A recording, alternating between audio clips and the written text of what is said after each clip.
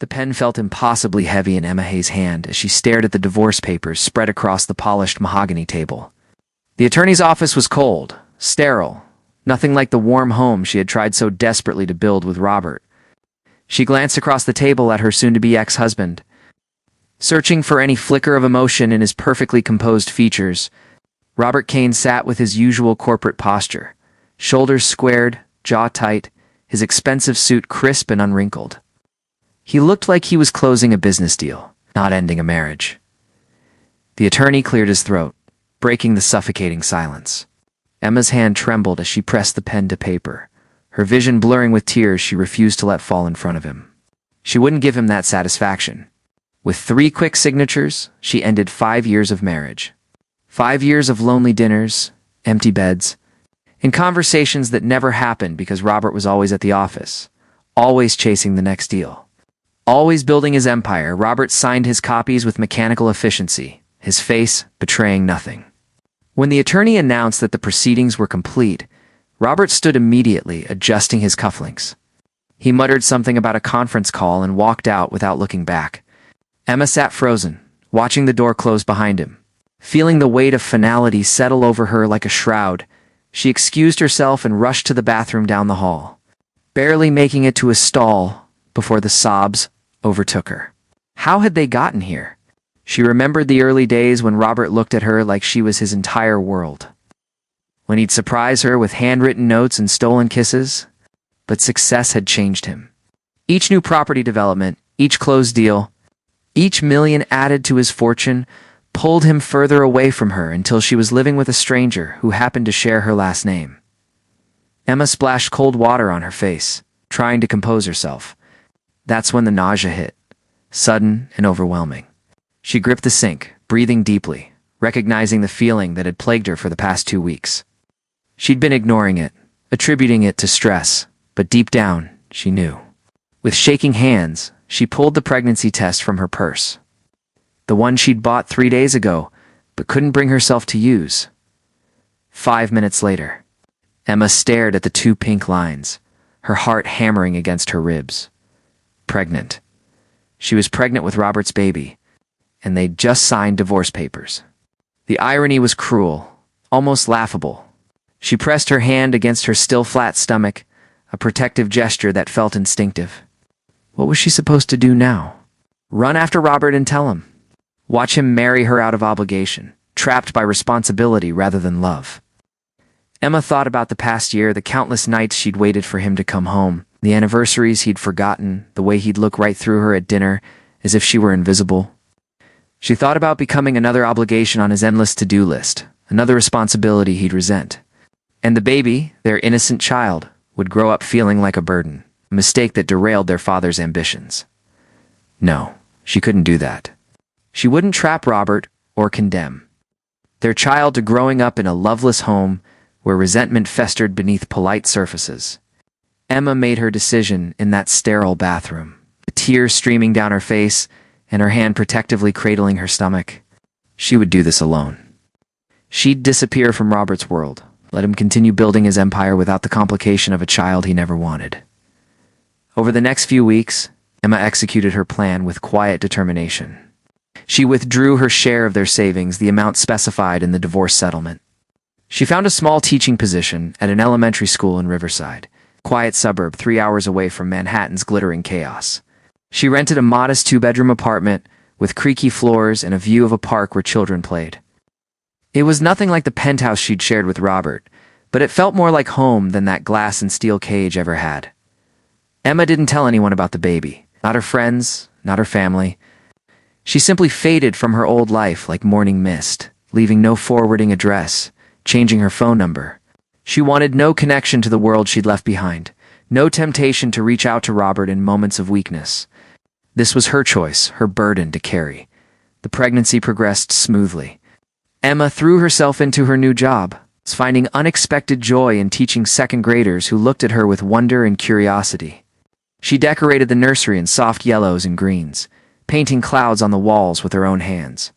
At night, she talked to her growing belly, promising her unborn child all the love and attention she could give. When Sophie was born on a rainy April morning, Emma fell in love instantly and completely. The baby had Robert's dark hair and strong features, but her eyes were Emma's, bright and full of life. Holding her daughter for the first time, Emma knew she'd made the right choice. She would give Sophie everything she needed: a stable home, unconditional love, and the freedom to be a child rather than a pawn in adult complications. The years passed in a blur of first words, first steps, and first days of school. Emma built a simple but fulfilling life in Riverside. She made friends with other teachers, joined a book club, created routines and traditions that gave Sophie security and happiness. Her daughter was bright, curious, and endlessly creative, always drawing pictures and making up elaborate stories. But there were hard moments too. Sophie started asking about her father when she turned 4, innocent questions that pierced Emma's heart. "Where is my daddy? Why don't I have a daddy like the other kids?" Emma deflected as best she could, promising to explain when Sophie was older, but the guilt gnawed at her constantly. She'd made this choice. And now her daughter paid the price of growing up without a father. By the time Sophie turned 5, the questions became more persistent. Emma knew she couldn't avoid the truth forever, but how could she explain the complicated reality to a kindergartner? How could she make Sophie understand that her father didn't even know she existed? The phone call came on a Tuesday afternoon while Emma was grading papers at her kitchen table. Sophie's school nurse spoke in that carefully calm voice that immediately triggered panic in every parent's heart. Sophie had fallen during recess, hit her head on the playground equipment, and lost consciousness briefly. An ambulance was taking her to Riverside Medical Center. Emma's world tilted on its axis.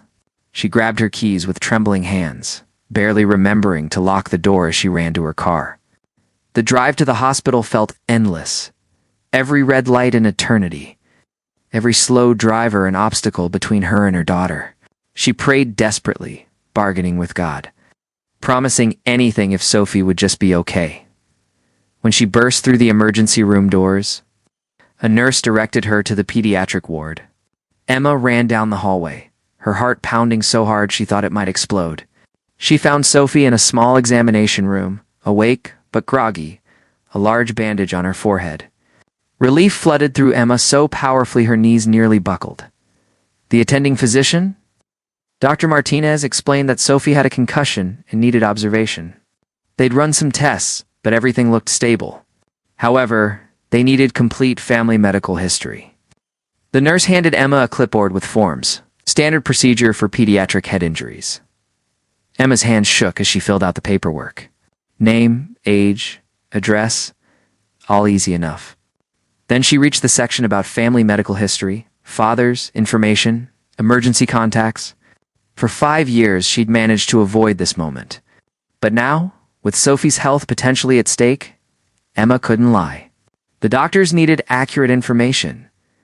With her heart in her throat, she wrote Robert's full name in the father section. Robert Kane. Then she added his cell phone number. The one she'd memorized but never called, kept stored away for emergencies just like this. She listed his blood type, the few medical details she remembered. Her hand hovered over the emergency contact checkbox next to his name. After a long moment, she checked it. The nurse took the clipboard and disappeared. Emma sat beside Sophie's bed, holding her daughter's small hand, trying not to imagine the phone call that was about to happen. Somewhere across town, Robert's phone would ring. He'd hear that he had a daughter, that she was in the hospital, that Emma had hidden this truth for 5 years. The thought made Emma nauseous. Meanwhile, across the city in downtown Riverside, Robert Kane stood in the construction site of his latest development project, a mixed-use complex that would transform the waterfront. He'd expanded his real estate empire significantly over the past 5 years, opening offices in several suburban markets including Riverside. His company now managed properties worth over $2 billion. But success felt hollow. Robert worked 18-hour days, not because he loved it anymore, but because going home to his empty penthouse was unbearable.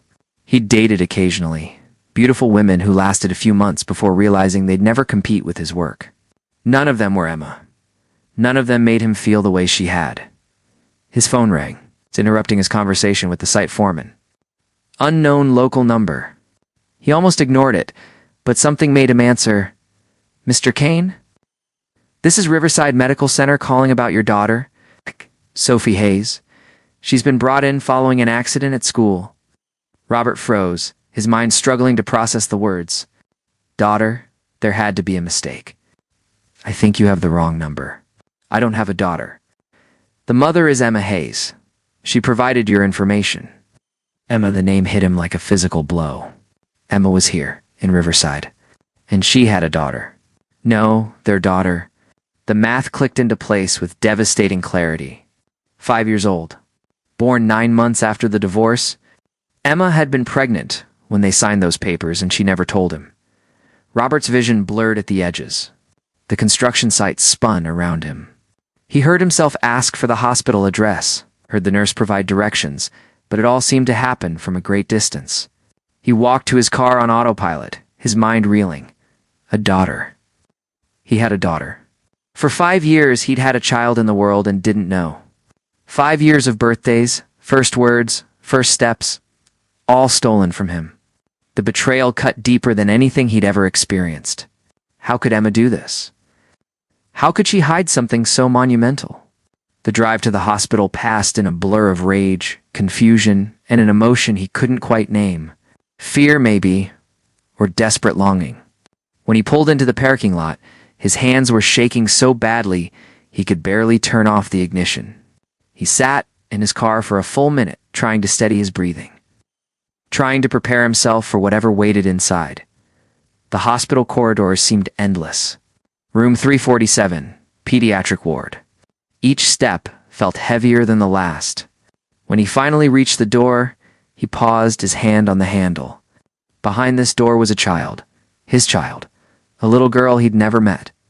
Behind this door was Emma, the woman he'd never stopped loving despite 5 years of trying to forget her. Robert pushed open the door and time seemed to stop. Emma stood by the window, her back to him, and even after all these years, the sight of her made his heart constrict. She'd changed, her hair was shorter, and there were new lines of worry around her eyes, but she was still beautiful. Still, the woman who haunted his dreams. Then Emma turned, and their eyes met across the room. He watched the color drain from her face, watched her hand fly to her mouth, watched pure terror flash across her features. She'd known this moment would come eventually, but clearly hadn't expected it today. Before either could speak, Robert's gaze shifted to the hospital bed. A small girl lay there, dark curly hair spread across the pillow, a bandage on her forehead. Even from across the room, even though he'd never seen her before, Robert knew. The shape of her face, the curve of her nose, the set of her jaw, they were his features in miniature. This was his daughter, his vision blurred with sudden tears. Robert crossed the room slowly, as if in a dream, stopping beside the bed. Sophie's eyes were closed, her breathing steady and peaceful. She looked so small, so fragile. A fierce protective instinct surged through him, so powerful it nearly brought him to his knees. This was his child, his daughter, and he'd missed 5 years of her life. Robert. Emma's voice was barely a whisper, thick with unshed tears. He couldn't look at her yet. If he looked at her, the rage would consume him. Instead, he reached out with a trembling hand and gently touched Sophie's hair, soft as silk beneath his fingers. She's mine. It wasn't a question. Emma's quiet yes confirmed what he already knew. 5 years. His voice cracked. 5 years, Emma. You kept my daughter from me for 5 years. I can explain. Explain. Now he did turn to face her, and Emma stepped back from the intensity in his eyes. What possible explanation could justify this? You were pregnant when we divorced, and you never told me. You disappeared and raised my child without giving me any choice in the matter? You robbed me of everything. Emma's tears spilled over. You didn't want me. You couldn't spare 5 minutes for our marriage. How was I supposed to believe you'd want a child? That wasn't your decision to make? Robert's voice rose, then immediately dropped as he glanced at Sophie, not wanting to wake her. I had a right to know. She had a right to know her father. You had no right to take that from us. I was scared and alone and heartbroken, Emma said, her voice shaking. I watched you sign those divorce papers like you were signing off on a business transaction. You couldn't wait to leave that office. How was I supposed to run after you and announce I was pregnant? Trap you with a baby you didn't want? You don't know what I would have wanted because you never gave me the chance to decide. Robert's hands clenched into fists at his sides. You made me a stranger to my own child. They stood in tense silence, 5 years of hurt and anger filling the space between them. Sophie stirred slightly, making a small sound, and both parents immediately focused on her. The little girl's eyes fluttered open, unfocused at first, then landing on Robert. Mommy, who's that? Her voice was small and confused. Emma moved to the bedside, taking Sophie's hand. Sophie, sweetheart, this is someone important I need to tell you about. Robert's throat tightened as his daughter looked at him with curious eyes. Emma's eyes, bright and searching. This was the moment that would define everything that came next. He knelt beside the bed, bringing himself to Sophie's eye level, and managed a gentle smile despite the turmoil raging inside him. Hi, Sophie. My name is Robert. He paused, the next words almost impossible to say. I'm your father. The days following the hospital revelation were among the most difficult of Emma's life. Robert had left the hospital that night without another word to her, but not before spending an hour sitting beside Sophie's bed. Watching their daughter sleep with an expression of wonder mixed with profound grief, Emma understood that look. He was mourning all the moments he'd missed. All the memories that should have been his, but were now just empty spaces in time.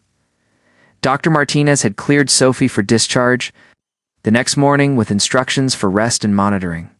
Emma had expected to take her daughter home and continue their quiet life, but Robert had other plans. He showed up at the hospital as they were preparing to leave, his expression determined and unyielding. I'm coming with you, he'd stated, not asked. I want to see where my daughter lives. I want to know everything about her life. Emma couldn't refuse him, not after what she'd done, so she'd given him her address. The drive home had been silent and tense. Robert following in his sleek black car while Sophie chattered innocently from the back seat of Emma's modest sedan, asking questions about the man who said he was her daddy. When they arrived at Emma's small apartment, Robert's expression shifted as he took in the building's worn exterior, so different from the luxury he was accustomed to. But he said nothing, just followed them up the narrow stairs to the second-floor unit Emma had called home for 5 years. Inside, the apartment was modest but warm. Children's drawings covered the refrigerator. Books overflowed from a small bookcase, and toys were neatly organized in colorful bins. Robert stood in the middle of the living room, slowly turning to take it all in. This was where his daughter had grown up, in this small space that probably cost less than his monthly car payment. Sophie, why don't you rest on the couch for a bit? Emma suggested, settling their daughter with a blanket and her favorite stuffed rabbit. Within minutes, exhausted from the hospital ordeal, Sophia drifted back to sleep. Emma made coffee, her hands needing something to do. Robert accepted a cup and sat at the small kitchen table. The silence stretched between them, heavy with unspoken words. Tell me about her, Robert finally said, his voice carefully controlled. Tell me everything. So Emma did. She told him about the pregnancy, about painting the nursery by herself. Sophie's birth in the small riverside hospital. She told him about Sophie's first word, which had been book. About how she'd taken her first steps toward a bookshelf, determined to reach her favorite story. She told him about Sophie's love of drawing, her endless curiosity, her habit of making up elaborate stories about the clouds in the sky, with each revelation. Emma watched Robert's face, saw the pain that flickered across his features, saw him absorbing all the moments he'd missed. When she finished, he was silent for a long time, staring into his coffee cup. I bought that bookshelf, Emma added quietly, nodding toward the living room. At a yard sale when I was 7 months pregnant, I carried it up the stairs myself, piece by piece, and put it together with a screwdriver and determination. That's the one she walked to. Shouldn't have been alone for any of that. Robert's voice was rough with emotion. I should have been there. I should have carried that bookshelf. I should have held your hand during labor. I should have been there for her first steps. He looked up at Emma, and she was shocked to see tears in his eyes. You took all of that from me, Emma. All of it. I know. Emma's own tears spilled over. I know I was wrong. I was hurt and scared, and I made a terrible decision. I've carried the guilt every single day. Every time Sophie asked about her father, every Father's Day at school, every moment. I had to deflect her questions. I felt the weight of what I did. Why didn't you reach out? Once she was born, once some time had passed, why didn't you tell me then? Emma wiped her eyes. At first, I told myself I was protecting her. But the truth is, I was protecting myself. I was afraid of your anger. Afraid you'd try to take her from me. Afraid of facing what I'd done. And the longer I waited, the harder it became. How do you call someone after a year and say, by the way, you have a daughter? After 2 years? After 5? Robert stood abruptly, pacing the small kitchen. You should have found a way. You should have been brave enough to face the consequences of your choice. You're right, I should have. Emma stood too, facing him across the small space. But I also need you to understand that I wasn't just some vindictive person trying to hurt you. I was a woman whose marriage had fallen apart, who felt invisible. In her own home, who was terrified of raising a child in a loveless situation? Yes, I made the wrong choice. But I made it out of pain, not malice. That doesn't make it okay, I know. I'm not asking you to forgive me. I'm just asking you to try to understand why I did what I did. They stood there, the air between them crackling with tension and unresolved emotion. Then Sophie called out from the living room asking for water, and the moment broke. Both parents moved toward her simultaneously, a strange dance of parenting that they'd never done together before. Over the following weeks, they worked out an arrangement. Robert would visit every day after work, spending time with Sophie, learning about his daughter.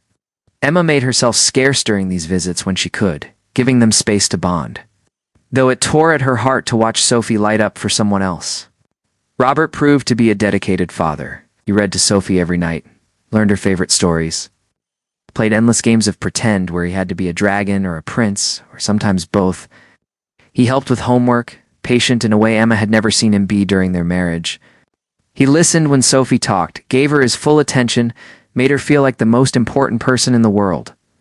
One evening, 3 weeks after the hospital incident, Emma came home from a grocery run to find Robert and Sophie in the kitchen. They'd attempted to make cookies, with flour scattered across every surface, and chocolate chips being eaten more than added to the dough. Sophie's laughter filled the apartment, and Robert was smiling in a way Emma hadn't seen in years, relaxed and genuinely happy. Mommy, Daddy and I made cookies. Well, we tried. They're a little weird looking, but they taste good. The casual way Sophie said Daddy made Emma's breath catch. Her daughter had accepted Robert so completely, had absorbed him into her world with the easy adaptability of childhood. Emma felt a complicated mix of joy and loss, happy that Sophie had her father, but grieving the exclusive bond they'd once shared. After Sophie went to bed that night, Robert lingered, helping Emma clean up the flour disaster. They worked in comfortable silence, a routine developing between them despite the awkwardness of their situation. She's amazing, Robert said, wiping down the counter. Smart, funny, creative. You did an incredible job raising her, Emma. Thank you. That means a lot. Robert paused, leaning against the counter. I've been thinking. This arrangement, me visiting for a few hours, it's not enough. I want more time with her. I want to be a real part of her life, not just a visitor. Emma's stomach tightened with anxiety. What are you suggesting? I want joint custody. Formal, legal joint custody. I've already spoken with my attorney. Robert, you can't just swoop in and change everything. Sophie's life is here. Her school, her friends, her routine. I'm not trying to take her away from you, Emma. I'm trying to be her father. She should spend time with both of us. Maybe weekends with me, or alternating weeks. We can work out the details. Emma felt panic rising. She's only 5. She's too young to be shuffled between homes. She's old enough to have had a father for the past 5 years if you'd told me about her. The old anger flashed in Robert's eyes. I've missed enough. I'm not missing any more. Either we work this out between us, or I'll let the courts decide. The threat hung in the air. Emma knew Robert had the resources to fight her in court. To drag out a custody battle that would hurt everyone, especially Sophie. But more than that, she knew he was right. He deserved time with his daughter. Sophie deserved to know both her parents. Okay, Emma said quietly. We'll work something out. But we do this slowly, for Sophie's sake. We don't disrupt her life more than necessary. Agreed. Over the next few months, they developed a custody arrangement. Robert got Sophie every weekend, and one evening during the week, rented a house in Riverside, refusing to make Sophie travel back and forth to the city. But the house was Beautiful but not ostentatious, with a yard for playing and a room decorated just for Sophie. Emma had to adjust to weekends alone, to the silence in her apartment when Sophie was gone. It was painful at first, the empty spaces where her daughter's laughter should be. But she also saw how happy Sophie was, how she blossomed with both parents in her life. The little girl who used to ask sad questions about her missing father now talked excitedly about adventures with Daddy. And something else was happening too, something neither Emma nor Robert had anticipated: the forced proximity, the co-parenting. The shared love for their daughter was breaking down the walls between them. During pickups and drop-offs, they started talking beyond just logistics. Robert would ask about Emma's day, listen to her stories about her students. Emma would update him on Sophie's small triumphs and struggles. One evening, Robert arrived to pick up Sophie for his weekend, but their daughter was at a birthday party that wouldn't end for another hour. Emma invited him to wait inside, and they sat in her living room with coffee, falling into easy conversation. "I reduced my work hours," Robert mentioned casually. "Hired a new VP to handle day-to-day operations. I only work until 5 now and never on weekends." Emma raised her eyebrows. "That's quite a change. The Robert I knew practically lived at the office. The Robert you knew was an idiot who didn't know what was important." He set down his coffee cup. "Losing you taught me that, even if it took me years to fully understand it. But having Sophie in my life now, I'm not making the same mistake twice. She's my priority. Nothing else matters more. She's lucky to have you. The you that you've become." Robert looked at her intently. "What about you, Emma? Are you seeing anyone?" The question caught her off guard. "No, I haven't dated since we divorced. I've been focused on Sophie. 5 years without dating? I didn't want complications in Sophie's life. And honestly, I never felt interested in anyone else." Emma laughed self-deprecatingly. "Pathetic, right? Not pathetic. I haven't dated seriously either. Nothing lasted more than a few months because none of them were you." The admission hung in the air between them, loaded with meaning. Emma's heart raced. "Robert, we can't go there. We have to focus on co-parenting Sophie. Getting complicated would mess everything up." "Would it, though?" He leaned forward. "Or would it give Sophie what she really wants? Both her parents together? It's not a good enough reason to restart a relationship? We'd be doing it for her, not for us. What if I said I wasn't suggesting we do it for Sophie? What if I said I want this for me, for us?" Robert moved closer.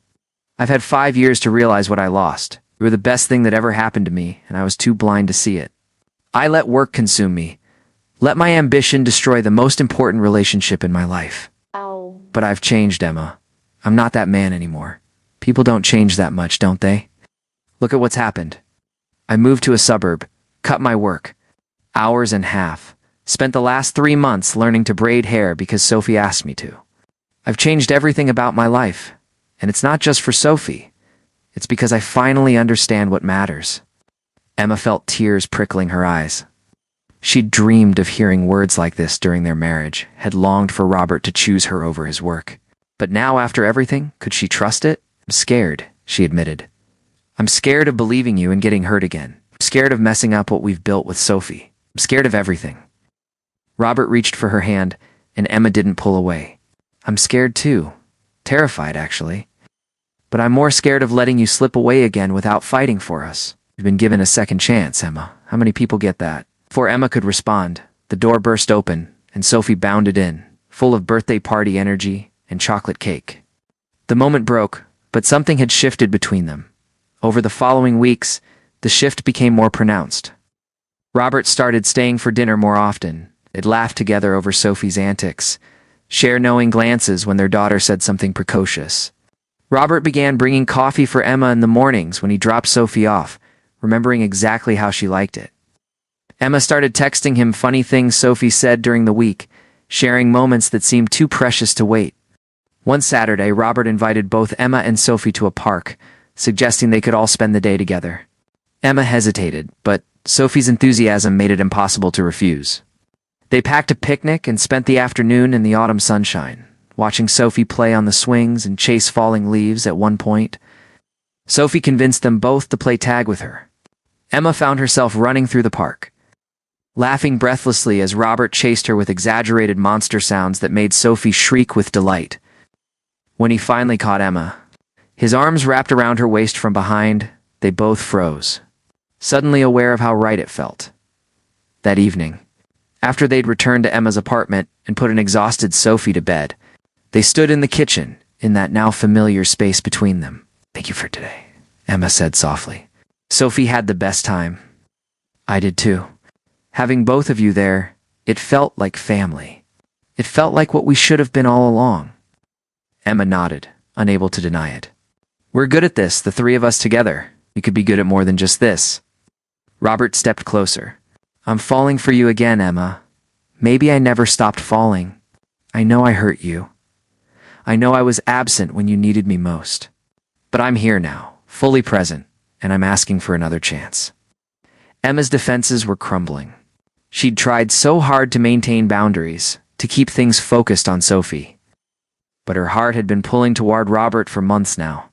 She saw how he'd changed, saw the man he'd become, patient and present and devoted. This wasn't the workaholic who'd ignored their marriage.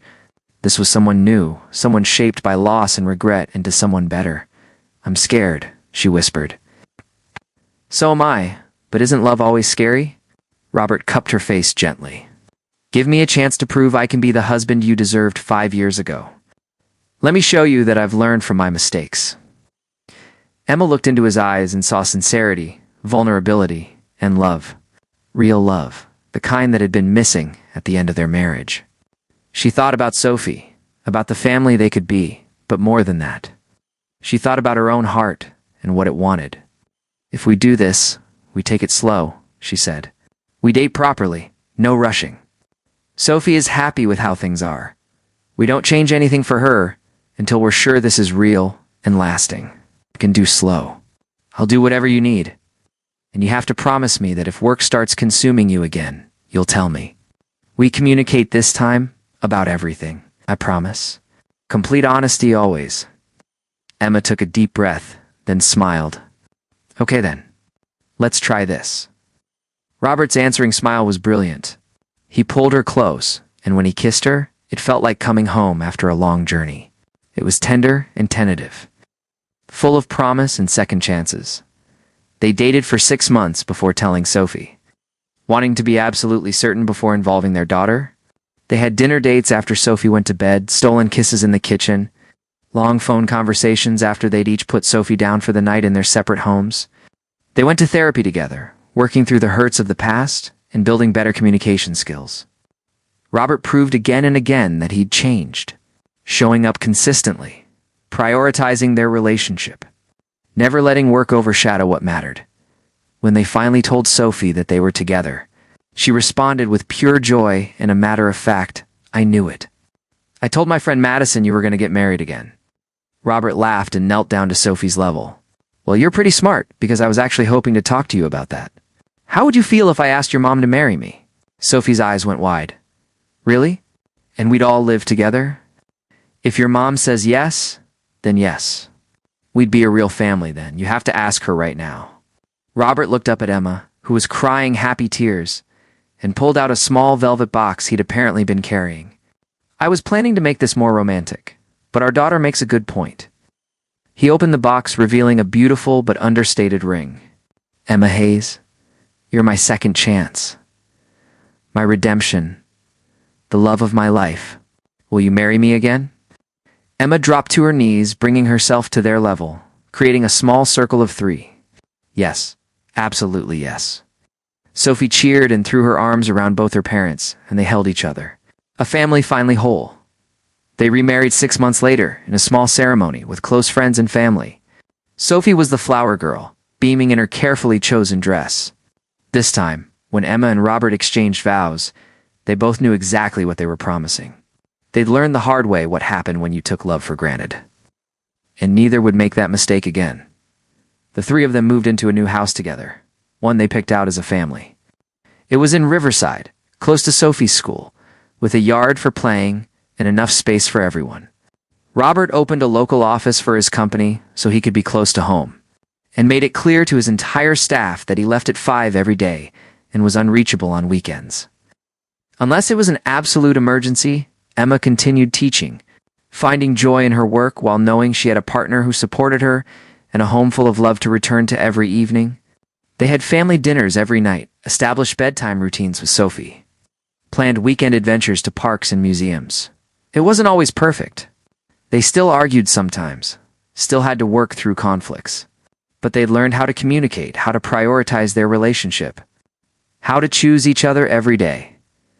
One night, 2 years after their remarriage, Emma and Robert sat on their back porch while Sophie slept inside.